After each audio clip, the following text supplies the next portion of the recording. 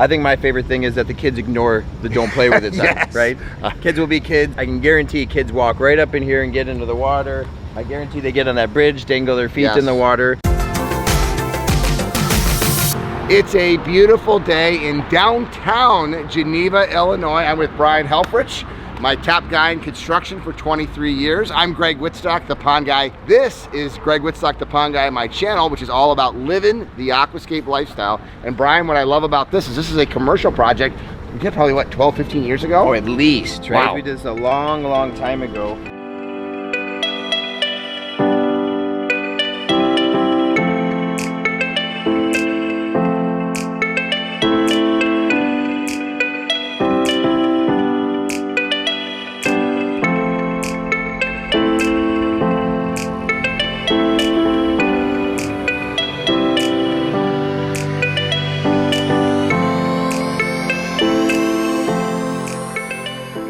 They had this courtyard area and wanted to kind of bring it to life, right? Yep. And they have all these surrounding restaurants and little shops and everything. And it's amazing to see, like, I don't live here in downtown Geneva, but I know you I'm come pretty here close. all the time, We come here right? a lot, yeah. And it's so much fun for me to see when I come here once a year, just to see the kids and stuff popping around. And Every single time I'm here for dinner, there's always kids playing. So this is what, probably about a 60-foot stream, 70-foot stream coming down here.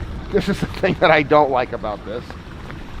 Now, I don't think kids follow signs very well, signs, but we want kids to interact with it. And what I love about this is a liner pond. This would be the exact way we would build it in somebody's backyard. It doesn't have to be concrete to be public. This has been here for, let's say, 15 years. Look at how beautiful it is, and we don't even maintain it. That's kind of the funniest thing, right? we don't touch this thing. They don't really touch this thing. They spend an awful lot of time, replacing plants like this. Yes. And trying to add some color and stuff here and there.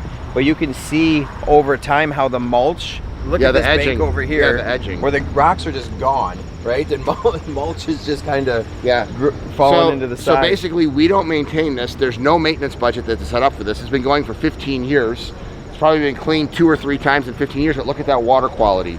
And yes, if we came in, we would obviously redo the edging a little bit with some gravel, but you know what? It still works. It still works, and there's nothing wrong with it. Like, you would think this would really change the water quality and pollute the stream, but it actually looks more natural this way. It does. I think this is a beautiful feature, and I love the fact that it's in a downtown commercial area that gets high traffic, high use. And I think that's exactly why you put a wetland filtration on it, so it would be low maintenance and you would get this kind of quality. Yeah, so we have this big wetland filter there, and the idea was to make it visible from different areas. So no different than any other design we've done in somebody's backyard. Yes. The idea is that you explore it and you discover different things from different angles throughout this property. Yes. And so here you see the waterfall, then it goes through, they've got the big bridge. My favorite thing about this pond is that basically it's a commercial project, no maintenance, crystal clear water, kids and people interact with it. It's a functioning water feature ecosystem that doesn't require any maintenance, and it's in a commercial setting, and it's not built out of concrete.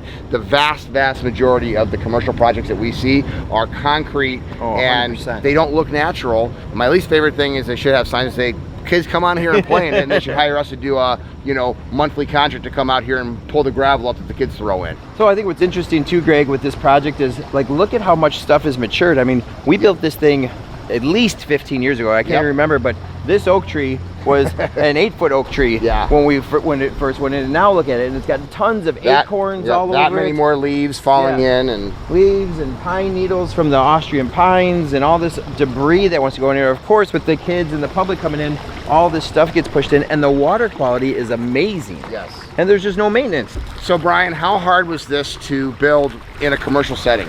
Well, I guess the biggest challenge, Greg, was just because the public, everybody is very interested when you're down here with big giant machines and all that stuff. Yes. And so we had to be careful of the public and the safety issues and stuff.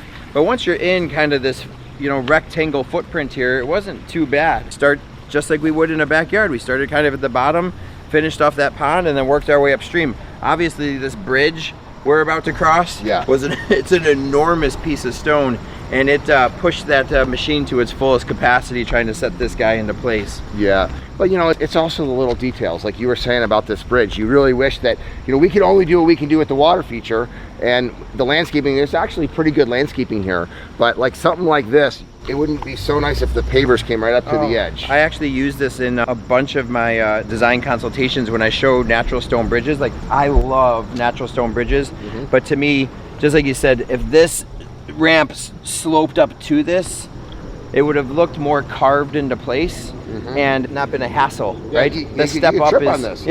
is a hassle. This is why Team Aquascape exists. So this is Brian's local market construction team. So what we like to do is we like to showcase the little tips and tricks of the professional builder. So whether you're a contractor that's watching this or a very passionate consumer, Team Aquascape will actually showcase videos. So we'll put a link down in the description about that so you can follow along and see what we do as builders to make the professional decisions to make water features so functional. Hey, I see something cool. Come look at this. One of the questions people always ask is, how close can I put a tree to a pond? And they're worried about the roots actually puncturing through the liner.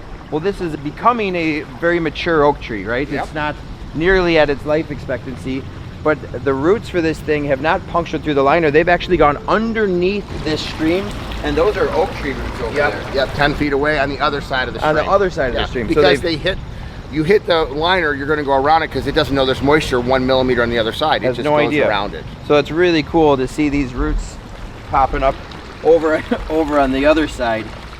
Some of them have even come down. Like, look at this. This is actually a root mass that hasn't gone through the liner. It came up and over and climbed up over the top of the liner, which is probably why that tree is doing as well as it's doing.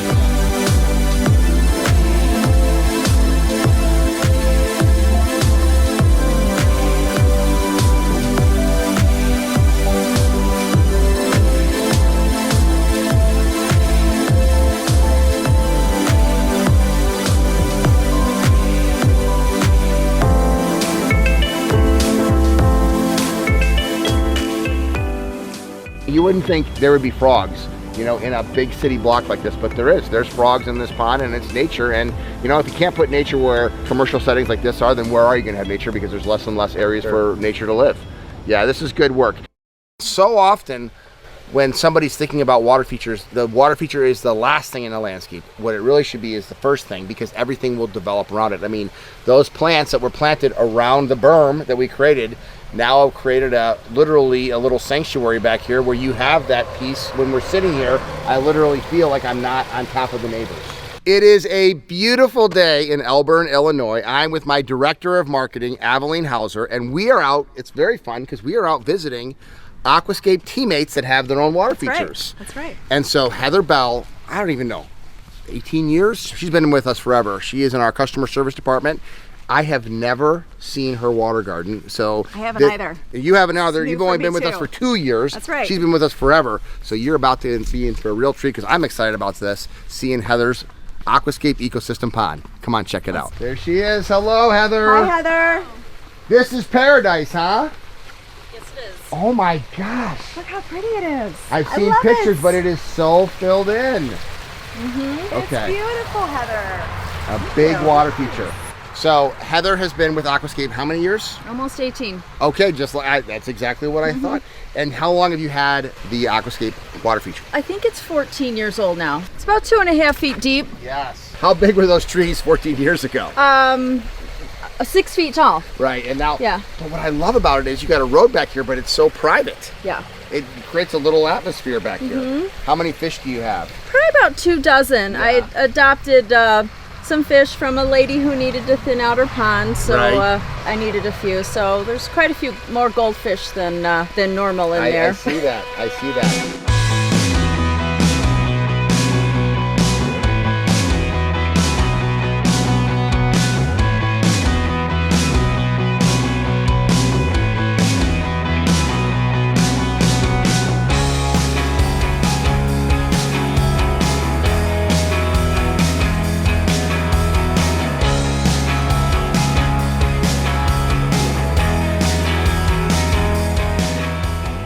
First of all, I just couldn't believe how big these trees are because I saw pictures of it probably right when it was built and they were 6 foot high trees. Yeah. But it's that little bit of mystery. That water really just starts about a foot on the other side of those pine trees, but you can't really tell where it starts. And then we're off of a road here, but you've got a little sanctuary back here. This is like a great seat. How do you enjoy living the Aquascape lifestyle? I think for me, other than it being able to enjoy it, after work and have friends over, It's been great for me work-wise, because I can understand what people are going through if they're having a party and their water's green and they're panicking, because that's happened to me. So I think just from a practical application, it's been invaluable. Is it a jet? So what do you have over here? Yeah, it is a little jet. It's not an actual wetland, but because we had to put the skimmer way over there, we wanted to get more circulation. It's a great place for frogs. They're always hanging out in that shallow area there.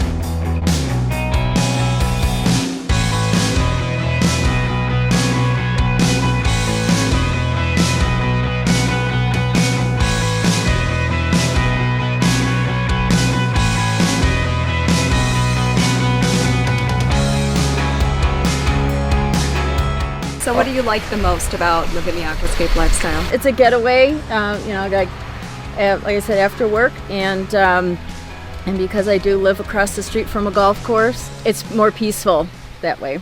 What kind of iris? What color irises? Because you have irises. I mean, I bet you when they're blooming, what color are they? They're purple with yellow centers. Purple irises. That's got to look gorgeous in the spring. Yeah. So how much maintenance is this water feature for you? It's not much. I do put my water treatments in, at least weekly. Good. So you don't have one of those newfangled automatic dosers from Aquascape yet, do you? I don't have anything that plugs in. No ion-gen, no dosers. No. Well, look at the water, looks great. The fish look healthy. So what do people say that come back here and see this for the first time? Because they're not expecting it, right? Yeah, they love the waterfall sound. I do. Yeah. Listen to that. And actually, I remember when Ed had come over to discuss what we were going to do. He asked me what kind of sound we wanted, more low tones or high tones. And actually, the patio hadn't even been poured yet. And this is what happens so often, because you have the pond and then you need the patio to sit and enjoy it, and then the landscaping comes. And so this is the backyard ecosystem. Living the aquascape lifestyle is the water feature creates the need for all the rest. I mean, this is beautiful porch furniture right here. You got your grill right back here. This is an inviting habitat now, all because the water feature is the centerpiece. I have a very blank canvas in my backyard, and I've been thinking about what I want to do with a water feature. And I'd like a patio, I'd like a water feature, I'd like a waterfall, I'd like a stream, I'd like fish, I want my kids to interact with it. And I wasn't quite sure where to start. And I like that you just told us, start with the water feature. Mm-hmm. Mm-hmm. Wherever you put a water feature, it becomes the center. It becomes the focal point. I love it. What room is this over here? That's a bedroom. So you can literally open up those windows and hear that sound. Mm-hmm. Mm-hmm. So I love this because you don't have your Aquascape ecosystem Not yet. feature yet. 2-year teammate, 18-year teammate. For 14 years you've been living the Aquascape lifestyle. And this is great for you about getting inspiration and ideas, Absolutely. right? I've been loving today. It's been really a lot of fun. And you know what? If you like to see this, if you like to see how people are living the Aquascape lifestyle that work and live at Aquascape, follow along this vlog so more people can see what living the Aquascape lifestyle is all about. I love my job.